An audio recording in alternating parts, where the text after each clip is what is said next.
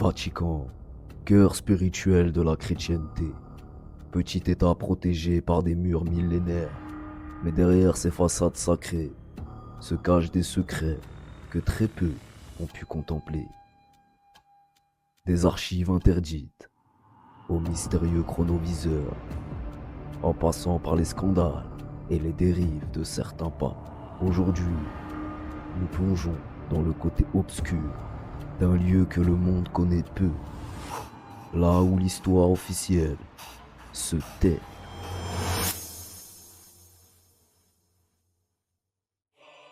Les archives secrètes du Vatican sont parmi les plus fascinantes et énigmatiques au monde.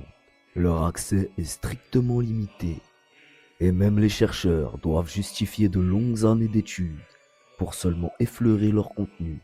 Elles contiennent des documents allant du 8e siècle à nos jours.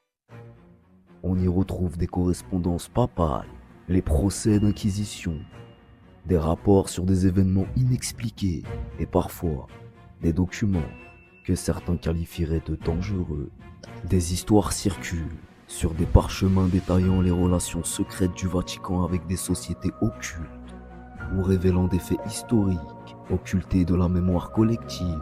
Des milliers de livres et papiers soigneusement classés où reposent des siècles de secrets que l'humanité n'a jamais vus.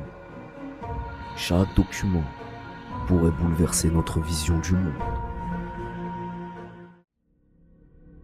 Derrière la spiritualité, certains papes ont été impliqués dans des scandales qui choquent encore aujourd'hui.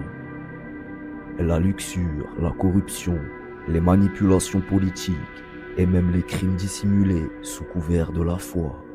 Autant d'exemples qui montrent que le pouvoir peut corrompre même les plus hauts dignitaires religieux. Des archives révèlent des décisions controversées, des alliances secrètes avec des rois et des puissances européennes, et parfois des actions allant à l'encontre des principes même de l'Église. Le Vatican, symbole de foi et de moralité, cache parfois une face sombre, fascinante et inquiétante. Certains pensent que le Saint-Siège contrôle des secrets qui influencent l'histoire mondiale, ou qu'ils détiennent des technologies et des connaissances interdites, des archives secrètes aux sociétés occultes, en passant par le chronoviseur. Et si le Vatican possédait une machine capable de voir le passé, une technologie si puissante qu'elle aurait été dissimulée pendant des décennies? Certains disent qu'elle permettrait d'observer des événements bibliques, comme la crucifixion du Christ. D'autres affirment qu'elle aurait été détruite pour éviter qu'elle ne tombe entre de mauvaises mains. Aujourd'hui, nous plongeons ensemble dans l'un des mystères les plus fascinants et les plus controversés du XXe siècle, le chronoviseur du Vatican. L'histoire du chronoviseur commence dans les années 1950, au cœur du Vatican.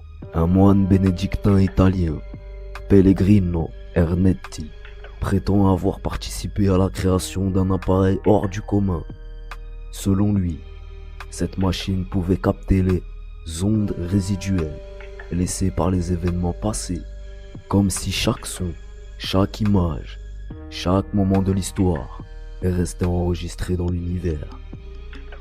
Ernetti affirme avoir travaillé sur le projet secret avec 12 scientifiques, dont un certain Enrico Fermi, prix Nobel de physique, et même Werner von Braun, le célèbre ingénieur allemand, qui participa plus tard au programme spatial américain. Ensemble, ils auraient mis au point un dispositif capable de reconstruire le passé à partir de ses vibrations. Le nom de cet appareil, le chronoviseur. D'après les descriptions d'Ernetti, le chronoviseur ressemblait à une sorte d'écran cathodique relié à des antennes et à des bobines spéciales. Il captait des ondes chroniques, une trace énergétique du passé, et les convertissait en images et sons. En clair, le chronoviseur serait une télévision du temps, une sorte de fenêtre ouverte sur n'importe quel moment de l'histoire. Ernetti prétend même avoir vu la chute de Troie, un discours du Cicéron au Sénat romain, Et, plus incroyable encore, la crucifixion de Jésus-Christ. Il aurait même montré une photo du Christ sur la croix, censée provenir du chronovisor. Mais cette image s'est révélée être une représentation artistique du 19e siècle.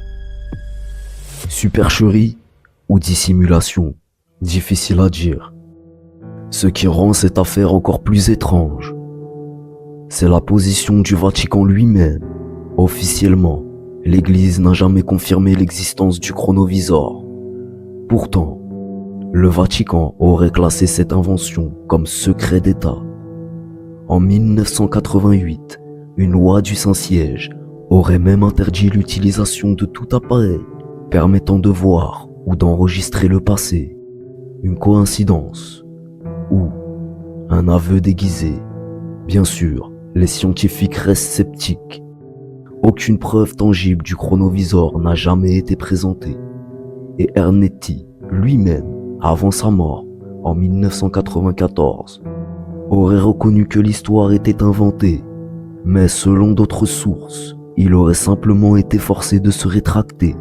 Certains pensent que le chronovisor n'était pas une machine réelle, mais une métaphore spirituelle, une manière de parler de la mémoire universelle. D'autres, conspirationnistes, affirment que l'appareil existerait toujours, caché dans les archives secrètes du Vatican, aux côtés d'artefacts et de documents interdits au public. Imaginez une seconde que le chronovisor soit réel, que l'on puisse revoir la signature de la Déclaration des droits de l'homme ou de la construction des pyramides, que l'on puisse prouver ou démentir les grands mystères religieux. Une telle technologie bouleverserait la science, l'histoire et la foi. Peut-être que le Vatican garde le chronovisor non pas pour le cacher, mais pour protéger le monde de ce qu'il pourrait révéler. Que le chronovisor soit un mythe, une invention ou une vérité dissimulée, il reste l'un des récits les plus fascinants du paranormal. Une légende à la croisée de la science, de la foi et du mystère. Et vous, si vous pouviez observer un moment du passé, lequel choisiriez-vous? Le Vatican est un iceberg. Ce que nous voyons n'est que la surface. Les mystères se trouvent sous les couches profondes de l'histoire et du pouvoir. Symbole de foi et de spiritualité, est aussi un labyrinthe de secrets et de mystères. Entre archives interdites, chronoviseurs et dérives papales, une seule chose est certaine. Nous n'avons encore rien vu de tout ce que ce lieu recèle réellement.